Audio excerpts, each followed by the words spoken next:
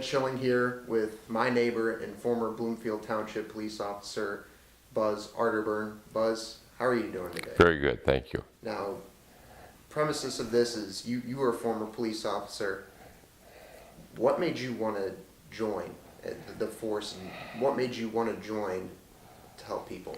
Well, I didn't want to join at first. I was attending Western Michigan University, and I was a member of Tau Kappa Epsilon fraternity. And in 1968 I was drafted, in 1969 I was drafted, but we had on campus a group called Society for Democratic Society, and they were an activist group, and they taught us how to appeal your induction, because I was actually drafted. Well, so I appealed, and that bought me another year of college, and then when my senior year I was drafted again. I appealed, and that bought me another year. But then I was getting towards the end, and 9 of my fraternity brothers and I were sitting around thinking about, what are we going to do? We're going to go to Vietnam, and everybody's saying, hell, I don't want to go to Vietnam. One guy said, why don't we become cops? And he said, why would we become cops? He says, because it's an occupational deferment. So that's what we all did. We all went out and found a police department that would hire us, and got an occupational deferment. So that avoided the Vietnam War, and then once I got on it, I kind of enjoyed it and stayed there for 9 years. All right, 9 years, you go through a lot of different situations. For you, I hate to jump into it right away, but for you, what was your scariest moment as a police officer? Well, we had a lot of scary situations. Anytime you had to pull your revolver, it was a scary situation. I was involved in a situation where I had to take a life. That was scary. A guy broke into a house in Bloomfield Hills and robbed the family and raped the wife and stole the car. And one of the kids got loose and put out a be on the lookout to their Bloomfield Hills Police Department. I spotted the car and ended up chasing the guy in a car chase and then a foot chase, and ended up subsequently shooting him after firing 5 warning shots, and he died at the scene. And then the prosecuting attorney gets involved, and they charge you with second-degree murder, and you're waiting it out, waiting for the results. You're not at work like the movies. And then finally I got a call to go up to his office and meet the chief, and the prosecutor then read the charges and says, I hereby exonerate you of this. And the reason they do that, so that you won't be held in double jeopardy. You can never be charged again once the prosecutor makes his ruling. You mentioned the shooting, 5 weeks. Between those 5 weeks leading up to the prosecutor's ruling, what was going through your mind? What were some of the... Well, you were worried. I mean, I was very worried because I didn't realize they were going to charge me. I didn't realize they were going to send me home and tell me not to contact anybody on the department.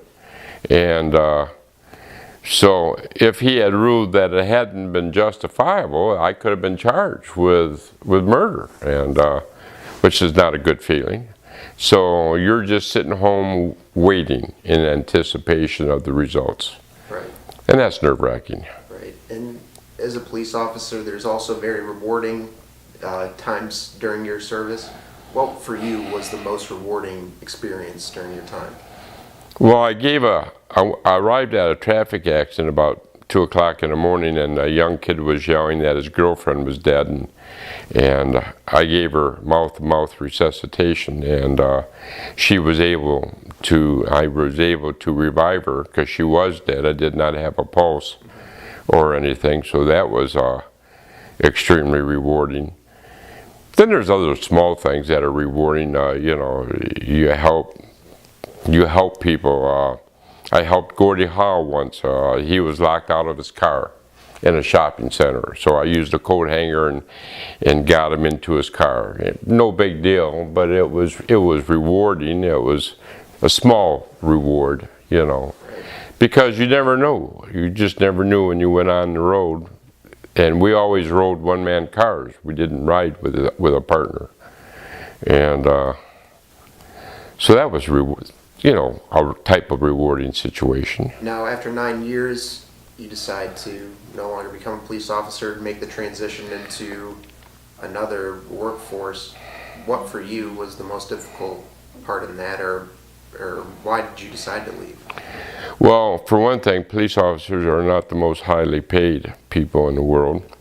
I'm working in Bloomfield Township, and people don't understand Bloomfield Township. Even though it's huge, it's 30 square miles, it's 30 square miles of wealth. And you're looking at all these big, beautiful homes and everything else, and cars.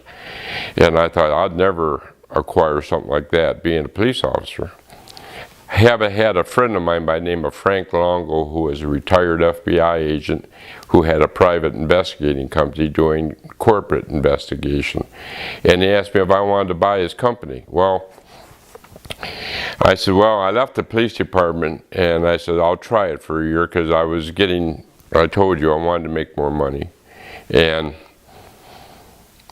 ran it for about 6 months, and then our firm, or it was really a small company, was hired by General Motors to represent a vice president who was being charged by the Pontiac police for supposedly or allegedly attempt murder with a vehicle. And I got him exonerated through my investigation that it wasn't true what they were charging him with. And then he said, well, how would you like to come work for General Motors? Kind of to wrap things up, as a police officer, former police officer, what word of advice I think would you give to young men and women who are aspiring to join the force? My personal opinion, the way things are today, is I would tell them not to do it. Society does not seem to support them. Everybody thinks that they're a negative and not a positive. They see a police officer and they think the worst, or they want to shoot him, they want to kill him, they want to question his decisions. I wouldn't have the patience. And these young guys out there now, they're wired for sound, they're wired for video, and when I was a police officer, I would tell you once you're under arrest, and then if you gave me any lip whatsoever, I would just pull you out of your car window, okay? Now, today, they would call that, you know, excessive force. Or if I stopped somebody that I knew by their physical appearance that did not belong in a certain area at 4 o'clock in the morning, they were up riding around cruising, we called that good police work by stopping those people and checking them out. Today they call it profiling. So everything's changed in police work. All the cards are stacked against the officer. Buzz, I appreciate your time. I know it can be kind of difficult to open up about some of the things that you talk about, and I truly appreciate it.